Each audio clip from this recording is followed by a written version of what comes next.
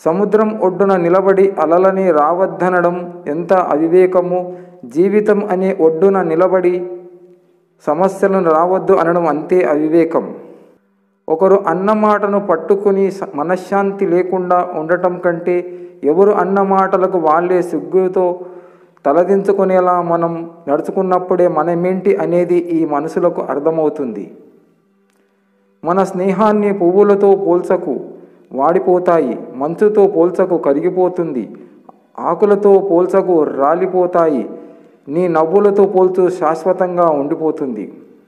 ఈ రోజుల్లో బీపీకి భయపడి ఉప్పు కారం మానేస్తున్నారు, షుగర్కి భయపడి తీపి మానేస్తున్నారు. కానీ దేవుడికి భయపడి తప్పులు మోసాలు మాత్రం మానటం లేదు. ఓపిక పట్టి చూడు, ఎవరు ఎలాంటి వారో నీకే తెలుస్తుంది. నన్ను తప్పు పట్టడం కాదు, గుర్తుపెట్టుకో. నీ తొందరపాటు నిర్ణయాలు నీ కొంపే ముంచుతుంది. స్నేహం అంటే ఒక నమ్మకం. స్నేహం అనేది భగవంతుడు మనిషికి ఇచ్చిన గొప్ప వరం. మనలోని ప్రతిభావను అర్థం చేసుకునే స్నేహితులు దొరికితే అంతకన్నా అదృష్టం మరొకటి ఉండదు. కన్నీటి రుచి తెలుసా ఎలా ఉంటుంది అని నన్ను అడిగితే, కళ్ళకి చప్పగా, నాలుకకి ఉప్పుగా, చెంపలకి చల్లగా, గుండెకి బరువుగా, బుర్రకి గురువుగా, నలుగురికి నవ్వుగా అని నేను చెబుతాను. కఠినమైన మనసు వెనక సరళమైన హృదయం ఉంటుంది. కోపంగా అనే మాట వెనుక బాధ్యతతో కూడిన ప్రేమ ఉంటుంది. కానీ వాటిని ఎవ్వరూ గుర్తించరు. సమస్యలను చిరునవ్వుతో ఎదిరించిన వారి లక్ష్యాన్ని చేరుకుంటారు. కష్టాలు ఎదురైనప్పుడు మనిషికి విజయం విలువ తెలుస్తుంది. నమ్మకం అనే పదం వింటే చాలా నవ్వొస్తుంది. ఎందుకంటే మన అనుకున్న వాళ్ళే ఆ పదానికి అర్థం లేకుండా చేస్తారు. ఎవరి బంధం కోసమో, ఎవరి ధనం కోసమో మనం పాకులాడే అవసరం లేదు. మన మాట, మన గుణం బాగుంటే అవే మన దగ్గరికి వస్తాయి. మంచి చేసే వాళ్ళని దూరం పెట్టి, మోసం చేసే వాళ్ళని పక్కన పెట్టుకుంటారు కొందరు వేస్ట్ ఫెలోస్. ఏ కారణం లేకుండా ఎవరు కోపంగా, కఠినంగా మారిపోరు. కొన్ని పరిచయాలు, కొన్ని జ్ఞాపకాలు, కొన్ని అనుభవాలు అన్నీ కలిసి మనిషిని కఠినంగా మారుస్తాయి. శవంగా మారే శరీరం ఎవరికి కనబడని ఆత్మ, మట్టిలో కలిసే వంశం ముద్ద.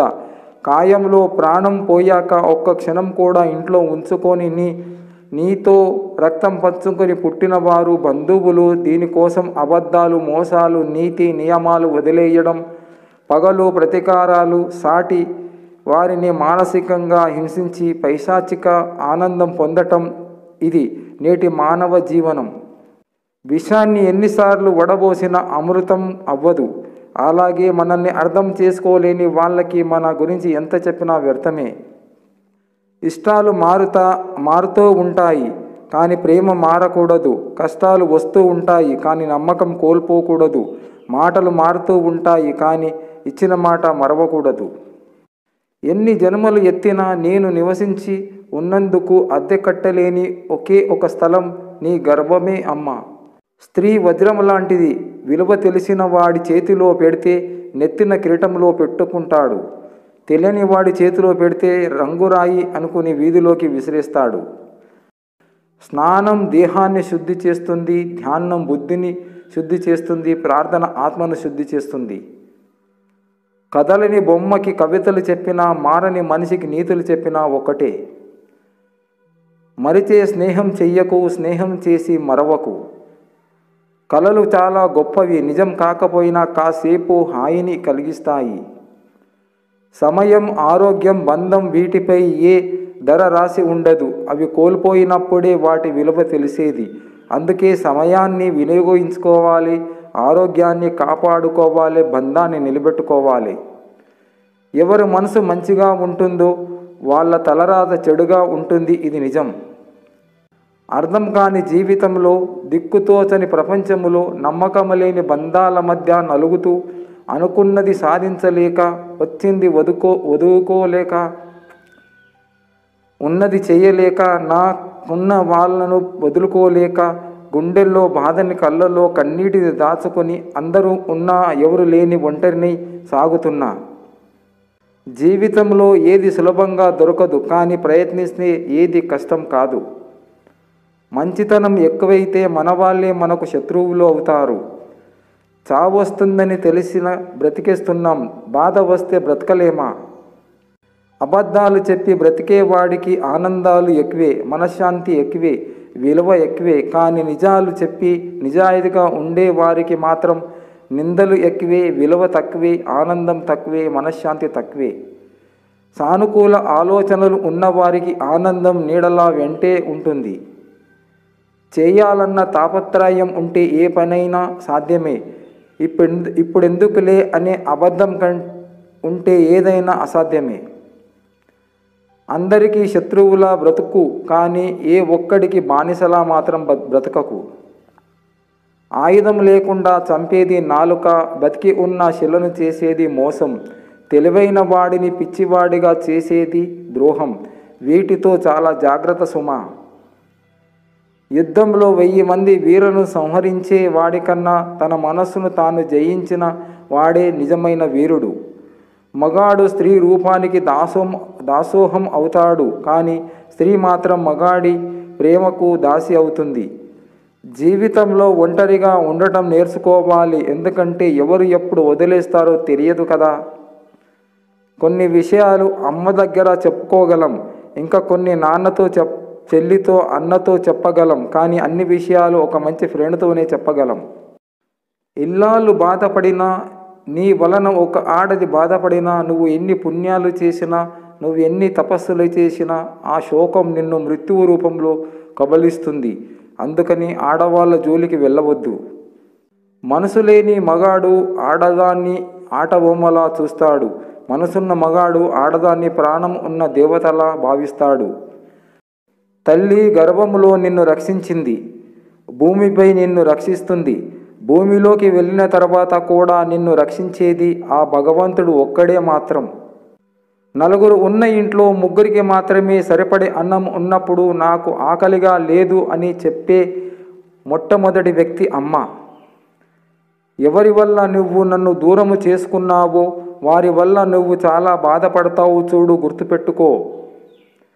కొంతమంది చెప్పే మాటలకు చేసే పనులకు అసలు పొంతనం ఉండదు. చెప్పేవన్నీ నీతులు, తీసేవన్నీ వెనుక గోతులు. ఇది నేటి లోకం తీరు. అబద్ధాలు చెప్పి బ్రోకర్ వేషాలు వేసే నీకే అంత పొగరు ఉంటే మరి నిజాయితీగా ఉండే నాకు ఎంత పొగరు ఉంటుందో ఆలోచించుకో ఒకసారి. కలిసి ఉండాలి అనుకున్నవారు అర్థం చేసుకోవడానికి ప్రయత్నిస్తారు. విడిపోవాలి అనుకున్నవారు బాధ పెట్టడానికి ప్రయత్నిస్తారు. బ్రతకడం తెలిసిన వాడు వాడి బ్రతుకు గురించి ఆలోచిస్తాడు. బ్రతకడం చేత కాని వాడు పక్కనోడి బ్రతుకు గురించి ఆలోచిస్తాడు.